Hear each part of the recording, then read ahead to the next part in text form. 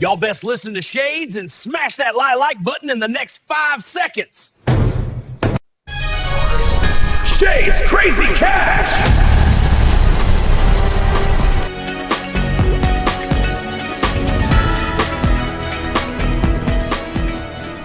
Hey Shades fam, Trucker Jeff here with a big alert. The bottom is in! All in on 2026! Welcome, ladies and gentlemen, to the Stock Market Show. We have the one, the only, the Bbai. Let's go over. Let me grab the Fear and Greed Index, Thinkorswim. Where is. There you go. That's what I was looking for. Oops, that's the wrong article. We're going to go to the Bbai. Trading View Financials, and let's just go over this one because I know there's a lot of people who love this one, but it's like, what, guys? I told you a long time ago. I'm like, didn't like the way it was moving. So annual, oh yeah, wow, yeah, their earnings just tanking. I mean, that's what it's doing.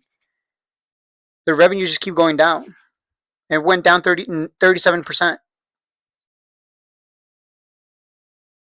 Yeah, I mean, this is their first year, 2025, where they had negative 19.32%. There was a 20% drop in revenues, which is like, what's going on with that? That shouldn't be happening. So I wonder. Oh yeah, and the dilution, of course, that's not going to help either. We knew this was a big problem. So, and I think I said this in one of my streams.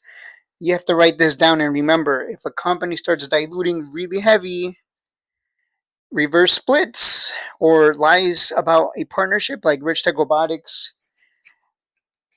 or if their revenues are declining, meaning there's not a lot of demand for their product slash service, those are red flags, and you need to, put that on the wall, and that way next time you're in a stock and you see these red flags, you kind of go, you don't sit there and wait and hope it works out. You just get out and go somewhere else. There's plenty of stocks out there. So declining revenues. Let's see what the next earnings brings, but I would expect either sideways revenues or declining revenues because they haven't even announced a contract. I think, isn't this the first year where they haven't announced a big contract right in the first 3 months? Because if you look historically speaking, we always get a big pump. I'm zooming in, and I want you to look down here. February. This is February and March. Right? We get a big surge to $10 from a low of $3. And then we get another pump and so on and so forth. And then here, same thing, right? Around February to March, we get huge run from 162 to 479, and then it tanks like it always does. It's just a pump and dump. Same thing here, 70 cents to $6.77, huge run. And that happened around January, February, and March. So maybe March is going to be the big month for Bbai, but I don't care. I'm not going to sit around and find out. It's exhibiting the same behavior that I saw on Mullen stock. For those of you who have been around for years, you know exactly what I'm talking about. So, yeah, unfortunately, the only you better hope there's some kind of reaction where it sends it up. Oh man, it's under the white line. So did it get the death cross already? Ooh, yeah, it did. That's another problem. It got a death cross. So what does a death cross mean? It means the share price just continues to tank, right? And if it was a bullish cross, a golden cross, right? The white line crossing the yellow line. Well, when that happens, what happened here? It surged from $3 to a high of 8, and it got 1, 2, 3, 4 multiple pump and dumps. So when the white line is above the yellow line, you get multiple pump and dumps. And as long as you buy when it crashes, when everyone else is scared, you're going to make money. I mean, that's what we were doing. But now you have to respect that it's the opposite, right? White line is crossing under the yellow line. I'm talking about the exponential moving averages, the EMA, the EMA 50, and the EMA 200. Let me just make sure, because this says EMA 9. No. Whoa, 30? I got a 30? That's the wrong. No, we still got. It doesn't matter. It doesn't matter. The EMA 50 and the EMA 200. It's still a death cross. So we would expect the opposite, right? If the white line crosses over the yellow line and we get all these pump and dumps, then we would expect the opposite, right? We wouldn't get pump and dumps like this if that doesn't make sense. It would be the opposite. We would get pumps and then dump lower, pumps and then dump lower. That's what we would expect. Yeah, unfortunately, we never really went anywhere above 10. I mean, we tried so many times here, and it was just a failure. So that's what I would expect. Pump and then dump lower. I mean, that's what it's doing, right? Pump a little bit here and then dump lower. A little pump, and we would expect it to dump lower. So until this thing gets that golden cross again, until this thing recovers back above the white line, the 200 moving average, this is going to stay bearish.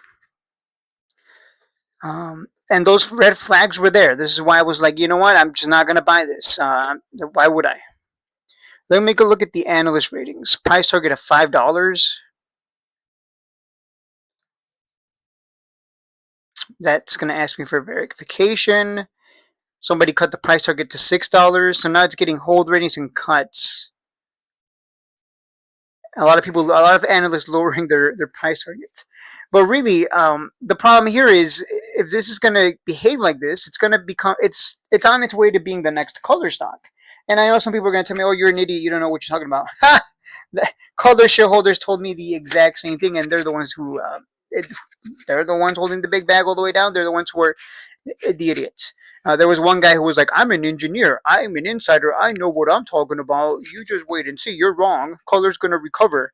Well, it dropped from 43 all the way to $3. So, I don't, there's no emotions here. I'm not in this.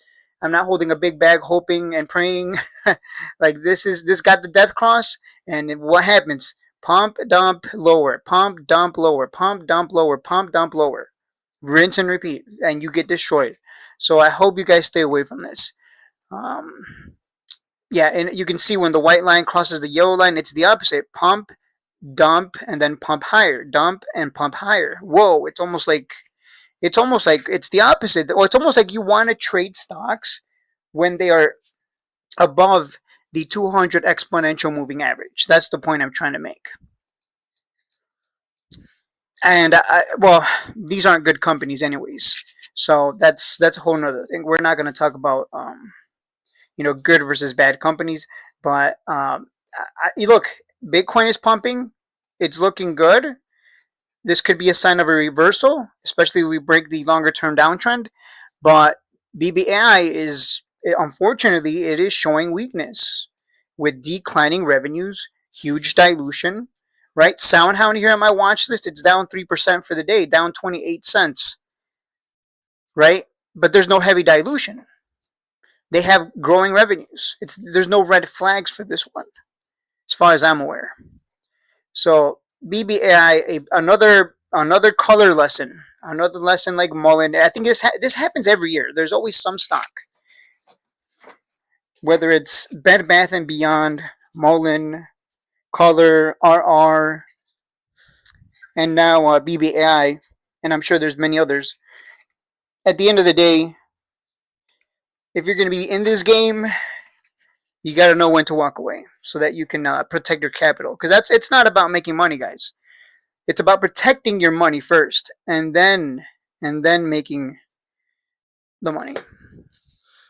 And you're not protecting your money if you're buying garbage. I'll leave it at that. That's what I think of Bbai until it shows me signs of life. I don't recommend it. Plenty of other opportunities elsewhere.